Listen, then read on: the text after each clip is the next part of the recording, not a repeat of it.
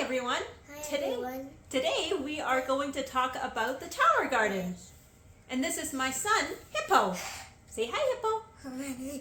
He likes to be silly. This is his first video, and when I told him that I have my YouTube channel, he's like, I want to be in your video. So he's really excited.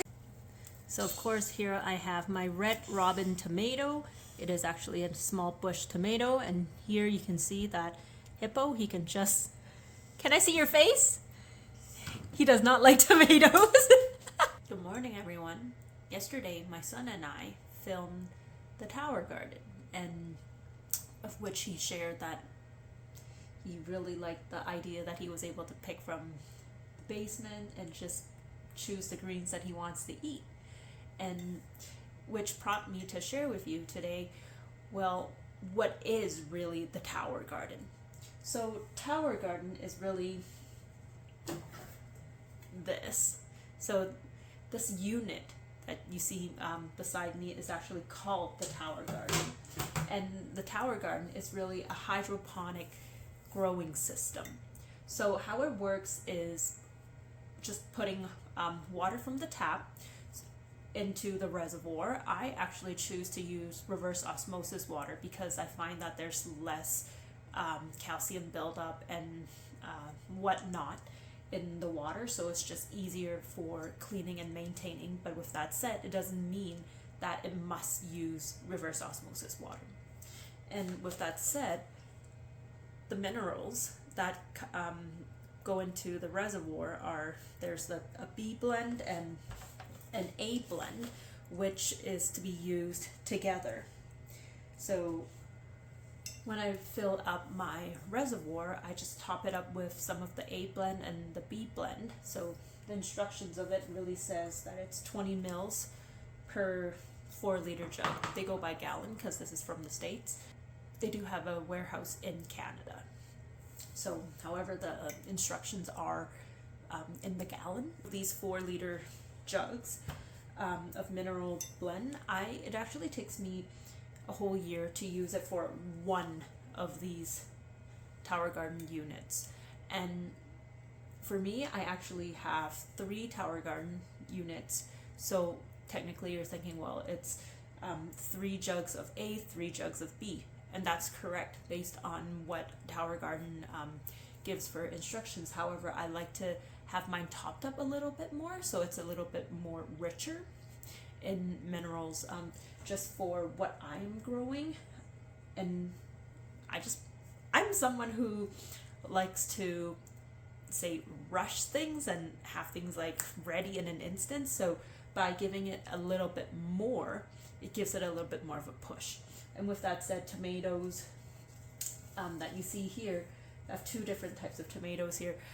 The tomatoes, they are hungry for nutrients all the time. So they're big eaters. So for me, in my opinion, if I can give them a little bit more, hopefully they can provide me with a little bit more as well. And as you can see here, even there's a lot of tomatoes in this one truss, and here and here. And we're just talking about like one main stem branch here. Like, of course you can see I don't take off the suckers. I really need to prune this, take off the extra leaves, so then it can actually provide the nutrients to my tomatoes instead of just creating leaves and keeping it all bushy and lush. However, yeah, I keep all of my suckers, and I get a lot of tomatoes from these. These ones here are the Tiny Tim variety of tomatoes, and I recently planted it, so it's taking it's time to grow a little bit, and then I'll get 9 tomatoes. Whereas this one here, this is the red robin variety, which I really like because I really like how green and lush it looks, and it does provide me with a lot of tomatoes. And this one has been here for half a year, and you can see it's not overly big. Let me just turn my camera a little bit. It's not overly big for this tomato bush here, you can see. So it's these are nice varieties to have for the tower garden, simply because it's bushy, nice and compact, small. Because of course, I'm sure you know, tomatoes can grow to very long heights and tall heights actually. And yeah, it's not all the best for tower gardens in that case, but these ones, they remain small. Oh, I can see here, look, right here, right here. There is actually a flower from this little tiny Tim, so I am expecting a tomato from my tiny Tim already. So, oh, and there's these little flowers here. I can actually see it now. I wasn't paying attention to it, did you know? So, yeah, and of course these green onions here, you can see that it's actually draping over. It's getting pretty long. There's many, many layers. So all I really did, because I went the quick, cheap, and easy way, was I actually bought green onions from the grocery store and then kept about, say, 2.5 inches of the onion at the white end with the roots. And then what I did was I put it into the rock wool, which is the growing medium for tower gardens, and it started growing and growing. Like, you can take a look, you can see here. And of course now it's actually growing many, many layers. And of course we know with onions, it is actually the leaves or the layers that we're eating. So the more the better. And yeah, look at this. It is beautiful. And well, now you're probably saying like, well, how much water does the tower garden really need, each of these reservoirs? So each of these reservoirs take somewhere between 15 to 18 of the 4-liter jugs of water. So which is essentially 60 to 72 liters of water in each of these is what I really put in. And that's nearly to the max already. So of course we don't want to overfill it, because otherwise it'll come from the back end, which is where all of the cords are for electric cords. And then there's this little measuring cup. Then I measure out the nutrients and pour it in, and then it does its thing. Every time before I pour in fresh water, I will always test the pH and the TDS level, or the nutrient level, in my tower garden, just so I have an idea of what it is prior to me putting fresh water in. So this is my TDS meter. I'm going to turn it on. It's at 0, and here it will quickly tell me where my water is at, or my water nutrient level. And for me, 1400 is a good number. I usually keep it between somewhere that is 1300 to 1500, where originally, when I was just measuring by a manual system, it was actually more so just more around the 1000 mark. Here I have my pH meter. Now I can see what my pH is and determine if I actually need to adjust it. So with my vegetables, I like to keep it somewhere around a 6.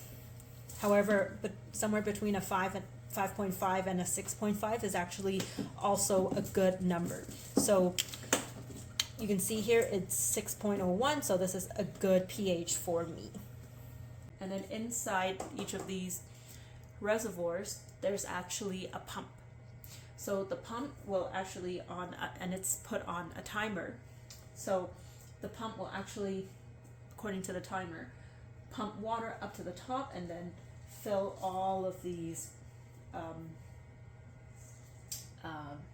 cells and keep it all watered. So I have it on an indoor timer, or the indoor setting, and then it goes on by the hour. So, and I don't have to do anything to take care of it aside from giving it a prune here and there, picking food when it comes to lunch and dinner time, or whenever I need something.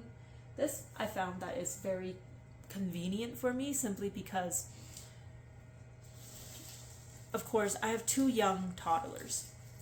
Going to the grocery store is more like running a marathon. Quickly go in, grab whatever I need, and go out, right? And with that said, a lot of times I forget half the things I need. seriously, because I'm always rushing, and I don't always have time to go and check out the grocery store on a weekly basis or 2 or 3 times a week because I forgot XYZ ingredient. However, for some of the small things, if I'm able to just grab it from my basement, that is way more convenient. And like I said, I actually don't really do much to my tower gardens aside from literally putting some water in when it needs it. It doesn't use up a whole lot of water. Like with all that you see here in one tower, I probably just fill up 8 liters of water on a weekly basis, like once a week. 8 liters, like that's not a whole lot. That's like 2 milk jugs full of water. That's it. And it does its thing. I really don't do anything in maintaining it aside from eating from it. And yeah, because of course here we live in Calgary, and it's in my basement. Basements, as we all know, are usually a lot cooler than the living room and upstairs. So what I learned in time was if I put an aquarium heater in to the reservoir, because of course the aquarium heater will just warm up the water, and I actually noticed that it actually grew a lot faster and a lot greener, like a lot healthier, simply because the water's warm. So essentially I am tricking the plants in thinking that this is a warm environment. However, it's not. Like the basement's a lot cooler, and I don't put my heat, my heat really high or anything like that. Like my heat is constantly at like 17 degrees. So I have a relatively cold house in general. Of course, the odd time I do spike it up when it's really cold out, but usually it's at a lower temperature. So the basement is, again, cooler. So having an aquarium heater really allows me to have a quicker harvest and maintains my greens a lot easier. Now the tower gardens, they're really good for growing greens, as you can see here. Tomatoes, I have beans, I have peas, I have my lettuce, my Chinese choys of sorts. I do have celery here. I have tried growing squashes, like butternut squash and zucchinis and spaghetti squash. However, what I found was that these squashes, the winter squash is vine, so it's just this long line of stem essentially and leaves. So, and which is not the best idea because I end up actually just wrapping it around the tomato cage. This is a tomato cage, or I just let it grow on my floor and it's just going and going and going, and that kind of becomes a nightmare in time. And with zucchinis, I was actually able to maintain it. However, it was just such a small space for a plant that spreads wide. So essentially, it wasn't my best growing in terms of product outcome. So yeah, I haven't had the best success for those items, but I am hoping to try that again this come fall. Because of course summer's coming. I am going to be planting outside these tower garden units. I'm actually going to wash it and just leave it empty for the summer while I grow outside, and then probably in September I'm going to restart it again. And with that said, all I have to do then is just get some rock wool, put some seeds in, soak it in water. When I start to see that it's germinating, then I will plop it into each little cell here and off it goes. Like that is all I do to it. And yeah, if anyone was to say to me, well, how do you have time to even take care of a tower garden, 2 young toddlers, and have a full-time job? Well, you know what? I don't do anything here. Literally. Like, aside from the 8 liters of water and putting some nutrients in on a weekly basis, washing it out once a year when summer comes and I don't need it anymore. That's really it. And when I wash these things, you have no idea how easy it is. I actually just pop into the dishwasher. Yeah, I barely scrub it. I don't. Put in a dishwasher, put a little bit of citric acid into the dishwasher just to have it clean off some of the buildup. Just easier that way. I find it that it's a little cleaner and helps to clean the dishwasher as well, of course, with the citric acid. And that's it. And of course, these lights are LED lights that come with the Tower Garden unit. That's why it actually sits on top very nicely, nice and snug. And there's also a timer on there. Can you hear that? That is the water getting pumped up and coming down. This is all the sound it makes. It does its thing. I've been talking to you for like, what, 13 minutes? I didn't touch it, aside from giving it some love by touching it, sharing with you what I'm growing here, and that's that.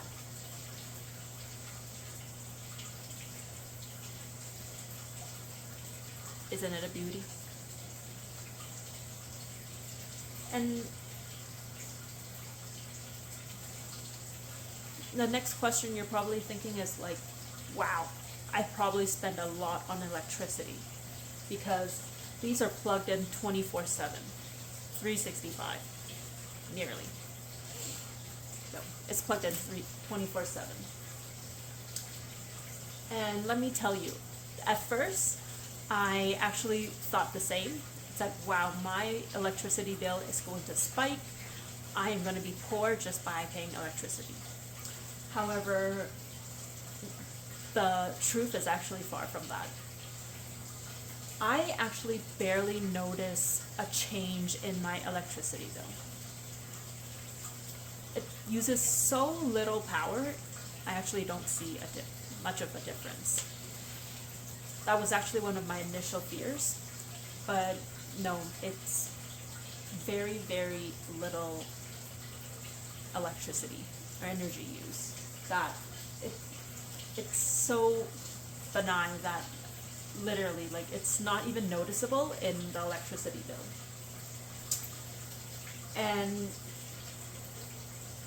the next question is probably, well, do I save a lot from growing my own food at home? Well, yeah. I start all of these from seed. Each seed pack costs like $3 because I get it from Mackenzie Seeds. They're cheaper than West Coast, in my opinion. And there is a ton of seeds in there. And with that said, each pack, $3, and comes with like, what, 100 seeds for the lettuces and the various leafy green choys and all. Let me tell you, one seed, how much would that cost out of the $3? It's pennies. I pop it in here, it grows. As long as I don't rip out the main stem and I just take off like the leaves, it will keep growing. So you tell me, how much am I saving from just eating from that one seed? I did grow kale from my tower gardens before. I don't have it right now, but I did last year and the years past. And you wouldn't believe that one seed that I grew in that one cell lasted me the whole year. One seed, one stem. All I did was just pick off the leaves as it grew, and I just kept eating from it.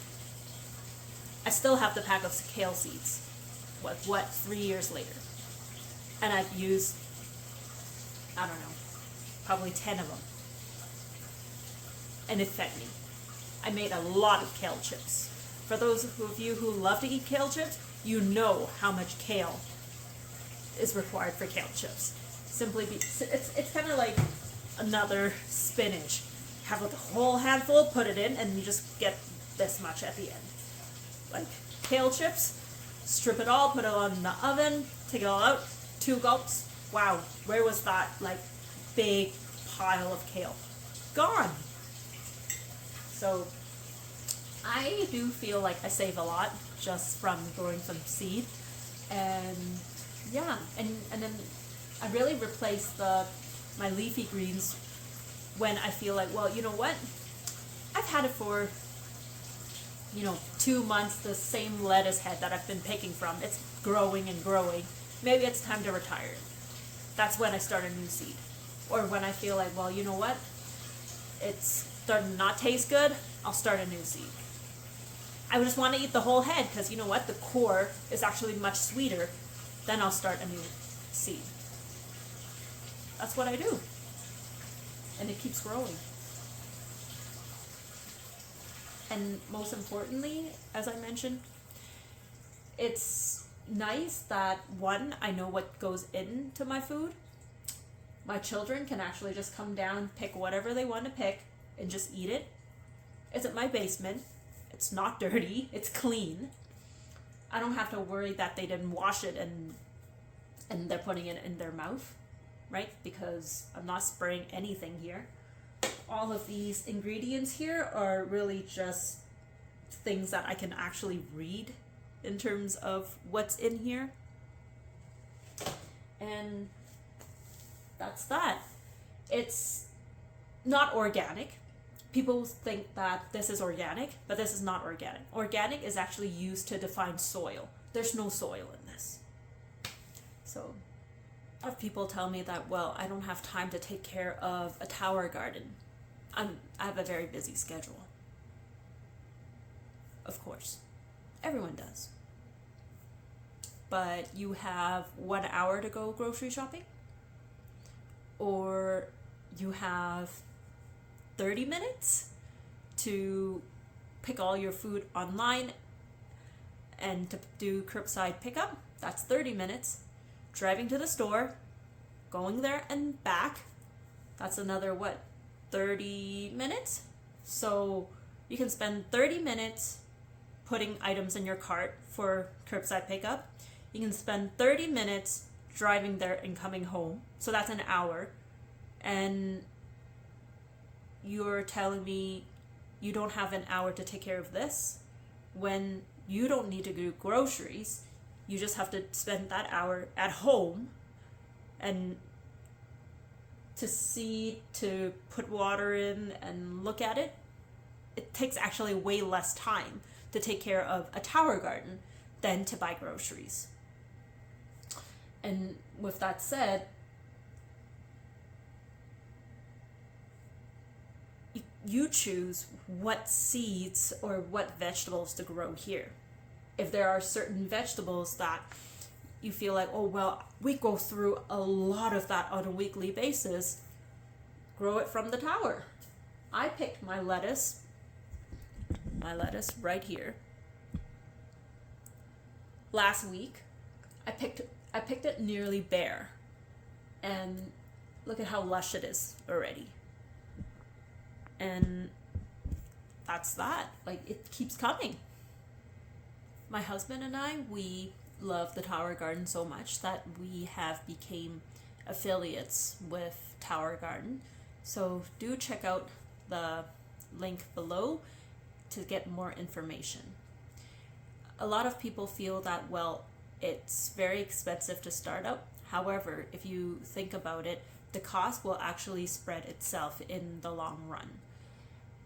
Each tower will cost $1,000, $1,300, depending on what accessories are bought with it. However, if you think about it, $1,300 to start. How much do you pay for food on a weekly basis for greens and all? Probably around the same for 2 months, with food prices going up and not including how much gets thrown in the garbage because it couldn't be eaten in time or it was forgotten at the back of the fridge. Here, I just let it keep going. I don't pick it until I need it. Can't get fresher than that. I don't have any greens at the back of my fridge that is rotting away that I don't know of. And for me, this is a cost savings on its own, that I'm not spending money on food that I am going to throw away shortly after. Especially with food prices rising as much as it is these days, it's just sustainability at the end of the day. If I'm actually able to sustain my own food source, I don't need to worry about too much of what is happening out there in terms of like the rise in food prices, because I can actually take off a fraction of that cost by growing my own and not have to worry that it's not available, or I have to pay, what is it, $2, $3 just for a bunch of onions. I paid $2 to buy one set, and I'm regrowing it how many times over? Like, this is money that I am saving and could be used for other things in return, just with inflation and with everything going on right now. Thanks for watching. Don't forget to subscribe. Let's grow together. Let's grow together. Thank you for watching this video. Don't forget to like and subscribe. Let's grow together.